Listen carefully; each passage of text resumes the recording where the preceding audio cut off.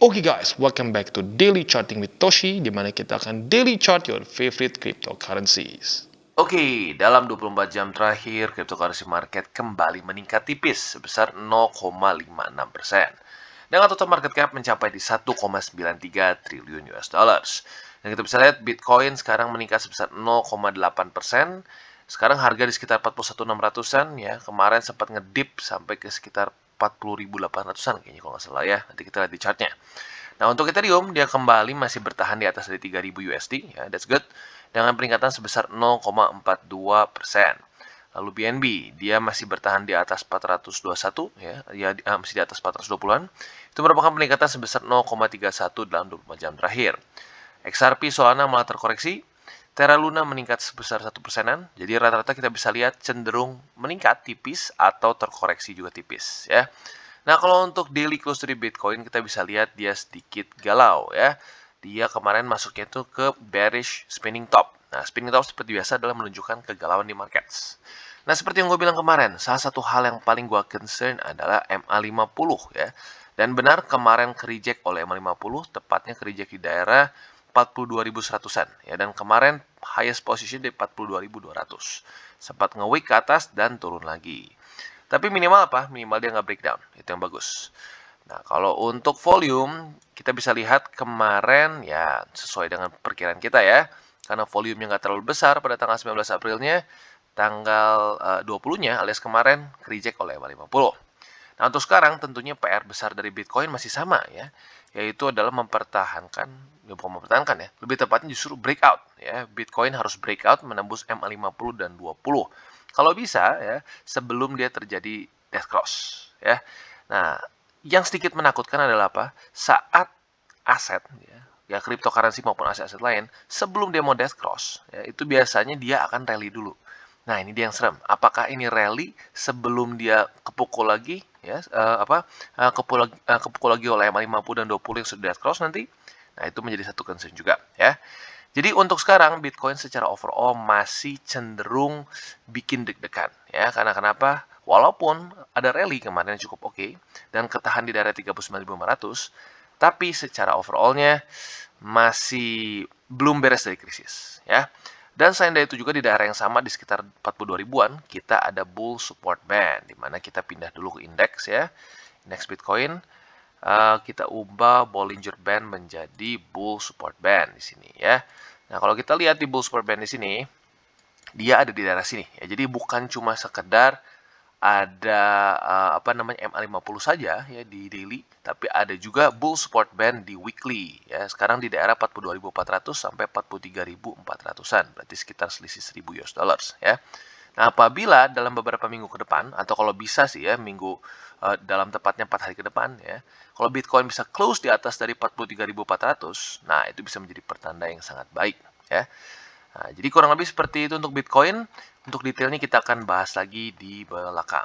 Oke, dan ini dia promo dari Bybit. Berbagi kebaikan di bulan Ramadan. Di mana kita bisa memenangkan trip ke Dubai plus juga total THR sebesar 86.000 US dollars. Dan ini berlaku dari tanggal 12 April sampai tanggal 5 Mei. Jadi masih cukup oke ya, masih cukup lama. Nah, kalau kita lihat di sini ini hanya spesial untuk di Indonesia saja. Dan kita bisa lihat hadiahnya apa saja? Paket wisata ke Dubai, 8 hadiah THR, dan juga total bonus sebesar 80.000 USDT. Hadiah pertama, ya, undian berhadiah 2 paket wisata Dubai plus 8 hadiah THR. Caranya apa? Tugasnya yaitu dengan deposit dan trade spot atau derivatif untuk dapatkan tiket undian. Ya, jadi kita bisa lihat di sini.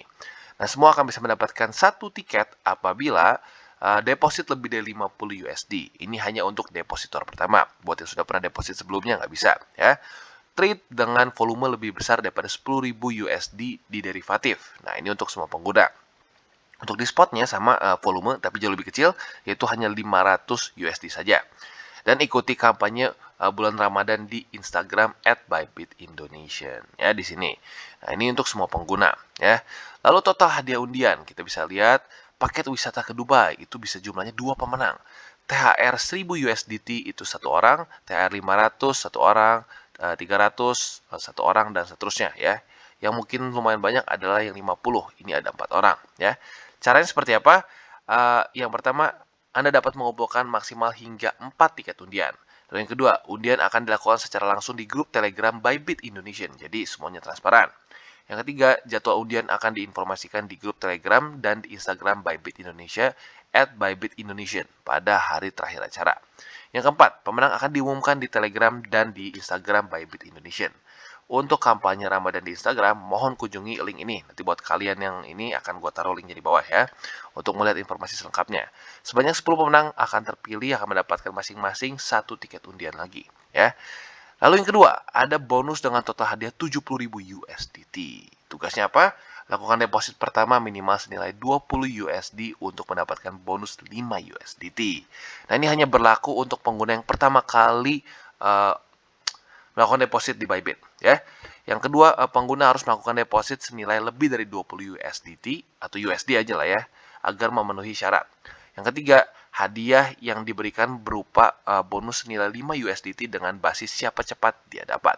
Dan yang keempat, penarikan sama periode ini akan membuat peserta didiskualifikasi untuk menerima hadiah. Jadi pastikan di hold dulu sampai beres. Dan yang ketiga, ini bonus dengan nilai total 10.000 USDT. Tugasnya apa?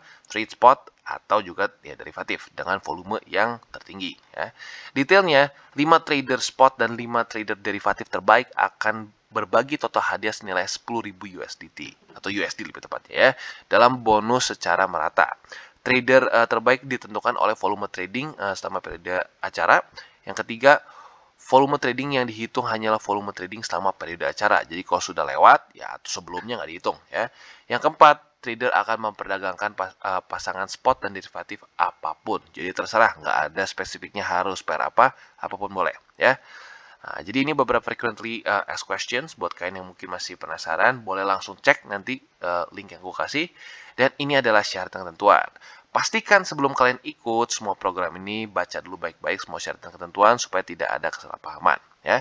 Jadi kurang lebih seperti itu berita baik dari Bybit. Oke, dan kita balik lagi ke Bitcoin. Nah, seperti yang kita sudah bahas tadi ya, concern gue masih ke lag in volume, atau lebih tepatnya volume yang terus berkurang dari sejak tanggal 18 April. Dan ya seperti biasa ya, volume yang berkurang dan ketemu resisten yang kuat seringkali menjadi satu recipe for disaster ya, atau recipe for rejection lah lebih tepatnya ya. Nah, kita lihat dalam beberapa week ke depan apakah Bitcoin bisa menemukan momentum untuk tembus dari MA50 dan 20 di daily, atau kalau bisa sekalian tembus juga weekly close di atas dari 43.400-an ya. Nah, tapi untuk sekarang buy limit kita akan update dulu. Sebenarnya nggak terlalu banyak berubah sih ya.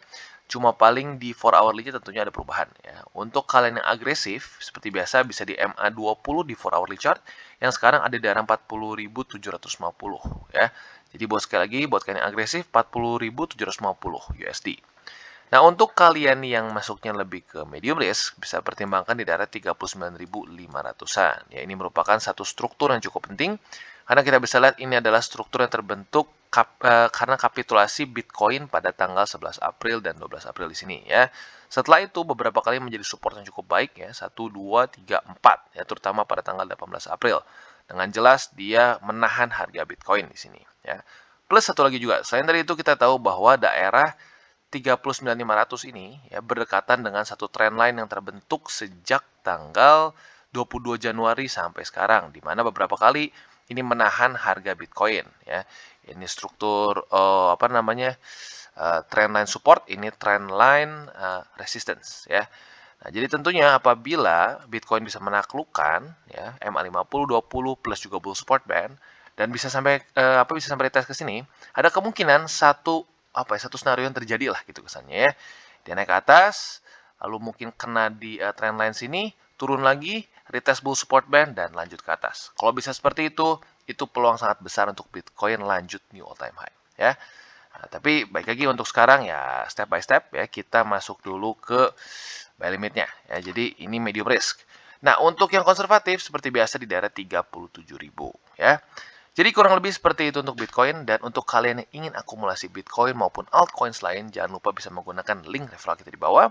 Tidak wajib, tapi apabila menggunakan link referral kita di bawah, lu secara aktif membantu perkembangan dari TCI. Dan satu lagi, DCWT ini bukanlah financial advice dan juga bukan sinyal gratisan. Jadi tujuannya adalah untuk membiasakan para subscriber gue untuk bisa charting. Oke, dan sekarang kita masuk ke Luna. Nah, untuk Luna kita bisa lihat uniknya dia melakukan salah satu skenario yang kita bahas kemarin di DCWT. Jadi bagi kalian yang belum stay tune, terus stay tune di DCWT ya, karena kita selalu membahas semua probability dari skenario yang bisa terjadi ya. Nah, untuk sekarang kita sudah bahas ya, kemarin ada dua skenario yang kita bahas. Yang pertama adalah breakdown ya, kemungkinan dia reject oleh dua resisten yaitu $96 resisten struktur di sini plus MA20. Itu yang pertama. Yang kedua, gue udah bahas kemungkinan dia bisa stuck di antara MA20 dan 50. Ternyata yang kejadian adalah skenario kedua. Dan ini adalah lagi bukti untuk kita ya gunanya dari teknik analisis ya. Tanpa lu baca chart, tanpa lu pakai moving average, lu nggak akan ngerti kenapa ini stuck di sini atau diam di sini ya. Tapi baik lagi, gunanya bukan sebagai dukun, tapi gunanya kita sebagai tool untuk kita melihat probabilitas market. Ya, jadi bukan iya atau tidak, tapi jawabannya adalah probability ini, dan ini. Gitu ya. Nah, untuk sekarang kita akan update buy limit tentunya ya. Dan bisa dibilang nggak terlalu banyak berubah ya. Untuk sekarang buy limit dalam posisi seperti sekarang, agresif bisa pertimbangkan di daerah $93 lebih 58 sen. Ya, gue ulangi, $93 lebih 58 sen. Nah, untuk yang medium risk bisa pertimbangkan di daerah $91 lebih 62 sen. Nah, ini merupakan sebuah struktur lower high yang terbentuk pada tanggal 1 Januari dan 2 Januari. Itu untuk yang medium risk. Nah, untuk kalian yang masuknya ke konservatif bisa pertimbangkan di daerah $86 lebih 88 sen. Ini merupakan struktur support yang terbentuk pada tanggal 17 dan 18 Maret 2022 ya. Jadi kurang lebih seperti itu untuk Luna. Dan secara overall, lagi-lagi kita bisa lihat di weekly-nya Luna masih sangat baik ya dibandingkan dengan beberapa aset lain, ya beberapa kripto lain juga. Dimana kita bisa dengan sangat jelas kemarin dia terpantul di MA20 di sini ya. Dan gue sudah bahas juga waktu itu gue sudah pasang buy limit di daerah $77 lebih 56 sen. Dan dalam kondisi sekarang kita yang sudah ikut juga ambil posisi di situ tentunya ya, sudah profit sebesar kurang lebih ya 20 persenan ya 22 persenan lah kalau kita buletin ya. Jadi kurang lebih seperti itu.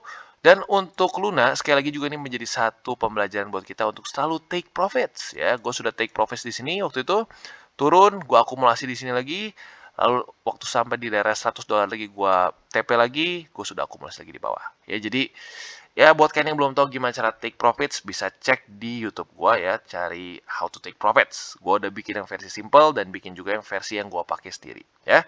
Jadi kurang lebih seperti itu untuk Luna ya, buy limit seperti yang sudah kita jelaskan tadi. Oke, dan selanjutnya kita masuk ke Cardano. Untuk Cardano kita sudah lama juga tidak bahas ya, dan ternyata masih sesuai sama yang kita bahas kemarin ya. MA50 menjadi satu resisten yang menyebalkan bagi Cardano. Dia sudah retest 1, 2, 3 ya. 3 lah di sini ya. Di sini nggak kena. Ya sudah 3 kali di retest belum berhasil tembus juga ya. Jadi untuk sekarang harga Cardano bisa dibilang sideways selama berapa nih? Dari tanggal, basically dari sejak tanggal 11 April ya, sejak kapitulasi kemarin. Lalu dia sideways terus ketahan oleh MA50 di sini ya. Volume sempat meningkat pada tanggal 12 April, tetapi candle-nya kita bisa lihat lackluster ya, tidak ada peningkatan yang ekstrim. Besoknya volumenya turun, ya dia literally membuat spinning top ya. Kemarinnya dia kita malah bisa lihat dia membuat inverted hammer, ya bearish tentunya ya. Kalau kita lihat di sini ya, kemungkinan besar kalau dalam momentum seperti ini, Bitcoin nggak ada peningkatan ekstrim ya. Ya menurut gua Cardano akan kayaknya reject oleh 50 ya. Kalau Bitcoin nggak melakukan apa-apa. Kalau Bitcoin rally sampai 42.000, 43.000, close daily di atas itu, Cardano punya chance untuk tembus. Tapi selama Bitcoin tidak bisa menemukan momentum itu, menurut gua dengan posisi sekarang, Cardano sudah berapa hari nih ya, basically sudah seminggu lebih ya seperti ini, ya kemungkinan besar dia akan reject oleh MA50. Dan kalau sampai reject otomatis ya kita tahu ada 84 sen di bawah sini ya. Jadi untuk sekarang Cardano buy limit sih masih tetap sama ya, satu di daerah 84 sen. Mungkin kita bisa pertimbangkan untuk beli lagi di atas apabila BTC pump ya bisa naik ke 43.000 ya, atau weekly close di atas dari bull support band. Nah, kita bisa pertimbangkan otomatis Cardano pasti akan ketarik juga. Kemungkinan besar akan reject oleh $1, lalu terpantul lagi. Nah, kalau terpantul di MA50 atau 20 nanti ya, karena tentunya ada waktu ya, sampai ke titik tembus. Nah, saat terpantul di antara MA20 dan 50, kita bisa pertimbangkan untuk buy limit. Untuk sekarang, dalam posisi seperti ini, ya kita belum bisa tambah lagi, hanya ada satu saja buy limit, yaitu di daerah 84 sen. Oke, dan selanjutnya kita masuk ke Polkadot. Nah, untuk Polkadot kita bisa lihat bahwa dia dalam beberapa hari terakhir menemukan momentum yang cukup baik. Ya, dimana kalau kita lihat pada tanggal 18 April, ya seperti semua yang lain ikutan ketarik oleh Bitcoin, volume cukup besar, tetapi besoknya langsung drop. Tapi yang anehnya Polkadot walaupun drop secara volume, tetapi peningkatan candle-nya lebih baik daripada tanggal 18-nya. Ya. Nah, hari ini kita bisa lihat ada peningkatan lagi volume dari tanggal 19 April, tetapi ke-reject oleh MA50. Jadi bisa dibilang MA50 ini menjadi satu biang kerok bagi banyak kripto, ya. Banyak yang ketahan oleh MA50 di sini. Jadi tentunya PR besar dari Polkadot adalah menembus MA50 dan 20 di 4 hourly, di daily, ya di daily chart. Kalau bisa melakukan itu, that's really good. Nah, untuk buy limit sayangnya Polkadot masih sama, hanya satu saja di daerah $15 atau mungkin lebih tepatnya kalau dibuletin $16 ya, di mana ini adalah sebuah struktur support yang terbentuk pada tanggal 23 dan 24 Februari ya. Nah, jadi kurang lebih seperti itu. Dan ini sekali lagi bukti bahwa technical analysis works ya. Kita bisa lihat dia berhenti tepat di MA50, reject di MA50 dan 20 ya. Kalau kita nggak pakai ini, gitu, kita nggak pakai moving average, bahkan kalau kita nggak pakai candles, ini nggak akan kelihatan polanya. Ya, jadi jangan bersembunyi dalam, TA tuh nggak guna, harus bandar. Bandar pun kalau kalian melihat faktanya, bandar banyak yang salah kok beli posisi dan banyak juga salah di mana mereka jual, padahal masih bisa lanjut lagi ke atas. Begitu. Jadi ya ini yang bisa kita pakai, ya kita pakai. Gitu. Tapi ya baik lagi gunanya sebagai apa? Ya kita gunakan sesuai dengan kegunaannya. Itu bukan sebagai dukun pribadi kita, tetapi sebagai satu alat untuk memprediksi kemungkinan gitu loh. Kalau kita sudah punya mindset seperti itu, menurut gua akan jadi berbeda kita melihat technical analysis, ya. Nah, jadi kurang lebih seperti itu ya buy limit untuk Polkadot di $16. Dan untuk sekarang ya andaikan sampai daily close dia bagus ya, bisa menembus MA20 dan 50, apalagi bisa sampai retest ke $20. Nah, di situ kita bisa pertimbangkan reboundnya ya. Apabila dia terpantul di MA20, nah di situ baru kita bisa beli lagi. Ya, tapi untuk sekarang kita bisa lihat belum terjadi close daily di atas dari 50 dan 20. Jadi untuk sekarang Polkadot masih sama di $16 secara buy limit. Sekali lagi untuk averaging, bukan all in ya. Jangan sampai berpikir setiap kali gue ngomong DCWT buy limit itu adalah all in. No, ya semuanya adalah averaging. Oke, dan selanjutnya BNB. Nah, untuk BNB mungkin sedikit berbeda. Yang lain ke-reject oleh MA50, BNB ke-reject oleh MA20 di sini ya. Dan kalau kita bisa lihat selling pressure-nya cukup tinggi ya, volumenya lumayan besar kemarin dan dia bikin wick yang cukup panjang ke atas. Ya, jadi baik lagi MA20 masih kuat ya sejak tanggal 9 April sampai sekarang ya. Awal April sampai sekarang MA20 masih menjadi resisten yang cukup menyebalkan bagi BNB ya. Jadi otomatis PR-nya kalian tahu dong harus ngapain ya. PR-nya adalah menembus MA20 di daily dan close di atas dari MA20 ya secara daily chart-nya ya. Nah, sekarang untuk buy limit basically the same sesuai dengan yang kemarin ya. Tapi buat kemarin yang lu nggak nonton ya sudah kita ulangi lagi. Untuk apa namanya buy limit kalian yang agresif, ya sebenarnya ada perubahan sedikit sih sebenarnya ya. Agresif jadi masuk over hourly nih. Untuk yang agresif bisa pertimbangkan di MA 20 atau 50 yang basically ada di daerah yang sama ya, yaitu di daerah 421 ya atau kalau di MA 20 416. Nah, ini masuknya ke high risk kenapa? Karena kita bisa lihat di atas sudah ada resisten yang sangat dekat yaitu MA 200 di daerah 421 ya. Jadi ini sekali lagi gue ulangi masuknya ke high risk untuk di MA 50 atau 20 ya. Nah, untuk kalian yang masuk ke medium risk bisa pertimbangkan antara dua ya. Antara MA50 yang ada di 408 atau struktur di 410. Kalian boleh pilih masing-masing ya. Kalau gue pribadi ya pasang aja 410 ya just in case dia nggak kena MA50 ya. Tapi kalau lu ngerasa nggak bang, gue yakin nih pasti akan kena sampai nge-wick MA50. Ya sudah, monggo ya tinggal kalian pilih sendiri. Nah, untuk yang konservatif bisa pertimbangkan di daerah $394. Ini merupakan satu struktur yang terbentuk dari kapitulasi dari BNB pada tanggal 11 April dan 12 April 2022 ya. Jadi kurang lebih seperti itu untuk BNB secara overallnya dan secara buy limitnya. Oke, dan selanjutnya kita masuk ke Phantom. Nah, untuk Phantom kita bisa lihat dia lagi-lagi ke-reject oleh daerah $1.20, di mana sebelumnya pada tanggal 13 Dan 14 April sudah ke reject, sekarang ada tambahan baru pada tanggal 20 April ke reject juga ya. Jadi bisa dibilang satu daerah ini sudah beberapa kali menjadi daerah yang cukup bikin bikin nahan harga ya. Di sini kita bisa lihat pada tanggal 15 Maret dia pas juga berhenti di sini ya. Walaupun pada besoknya langsung menemukan satu volume ya, karena kita bisa lihat volumenya meningkat yang cukup tinggi. Tetapi kita bisa lihat terbukti beberapa kali menjadi satu daerah yang cukup menyebalkan bagi Phantom ya. Dan untuk sekarang terlihat satu support dan resisten yang jelas ya. Untuk Phantom sekarang support utama dia adalah di daerah 1 dolar lebih 8 sen. Di sini di mana itu adalah daerah harga saat Phantom kapitulasi ya. Kapitulasi pada tanggal 14 Maret dan 15 Maret di sini ya. Nah, setelah itu dia sempat retest lagi pada tanggal 18 April kemarin ya. Nah, jadi tentunya PR besar dari Phantom adalah yang pertama, ya kalau secara defense-nya gitu ya, jangan sampai tembus lagi daerah 1 dolar lebih 8 sen. Karena kalau sampai tembus, kita lihat berita buruk ya. Selanjutnya, paling ya ini ada Fibo di sini ya. Fibo-nya juga di daerah cukup rendah ya. Di 98 sen gitu selanjutnya. Jadi ya harapan kita sih jangan sampai tembus ini ya, jangan sampai tembus 1 dolar lebih 8 sen. Nah, PR yang untuk lebih bullish-nya ya, yang lebih offense-nya adalah dia harus tembus daerah 1 dolar 20 sen. Nah, kalau sudah masuk ke sini, ada kemungkinan dia akan sideways-nya di sini nih. Nah, semoga saja sideways, karena MA20 sudah dekat. Kalau ternyata dia takluk dengan MA20, siap-siap kemungkinan besar akan retest lagi daerah 1 dolar lebih 8 sen. Nah, jadi untuk buy limit, ya kita bisa lihat dengan jelas ya. Untuk kalian yang masuknya lebih ke medium risk, bisa pertimbangkan di 1 dolar lebih 8 sen. Untuk yang lebih ke konservatif ya mungkin bisa pertimbangkan di sini di sekitar daerah 98 sen, which is ini adalah Fibonacci support ya. Untuk yang agresif sebenarnya juga bisa ya. Bisa saja kalian masuk di MA50 yang ada di daerah 1 dolar lebih 16 sen atau di MA20 yang ada di 1 dolar lebih 15 sen ya, tipis ya. Kalian tinggal pilih sendiri. Jadi kurang lebih seperti itu untuk buy limit dari Phantom.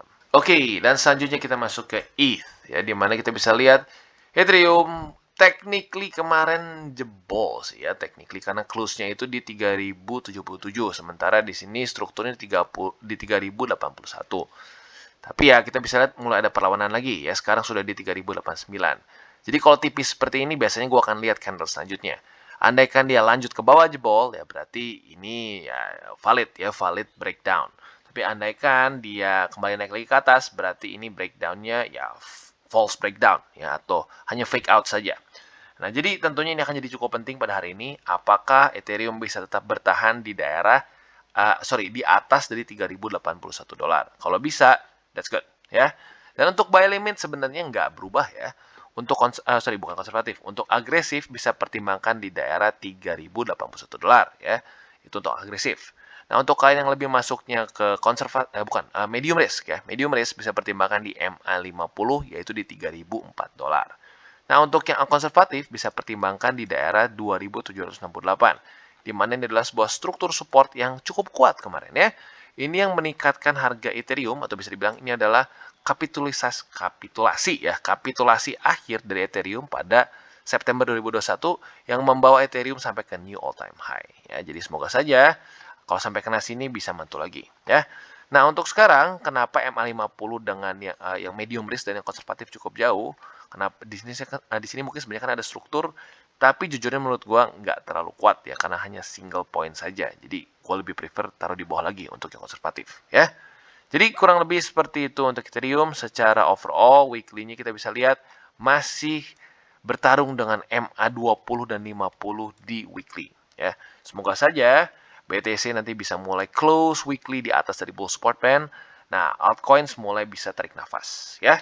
Jadi kurang lebih seperti itu untuk Ethereum. Oke guys, jadi itu adalah akhir dari segmen DCWT kita pada hari ini. Dan jangan lupa bagi kalian yang merasakan manfaat dari segmen ini, jangan lupa untuk share ke teman-teman kalian. Dan apabila lu pengen mensupport channel kita, ya TCI, jangan lupa untuk menggunakan link referral kita di bawah. Nggak wajib ya, tetapi apabila lu menggunakan link referral kita di bawah, ada macam-macam ya, dari Bybit, Huobi, Maxi, toko kripto, dan banyak lagi ya. Ya, walaupun nggak wajib, tapi kalau menggunakan link referral kita, lu secara langsung membantu perkembangan dari TCI. Dan satu lagi, jangan lupa juga untuk join Telegram group kita, di mana kita bisa ngobrol-ngobrol santai mengenai dunia cryptocurrency secara dua arah. So, jangan lupa untuk like, subscribe, click the bell icon, and see you on the next video.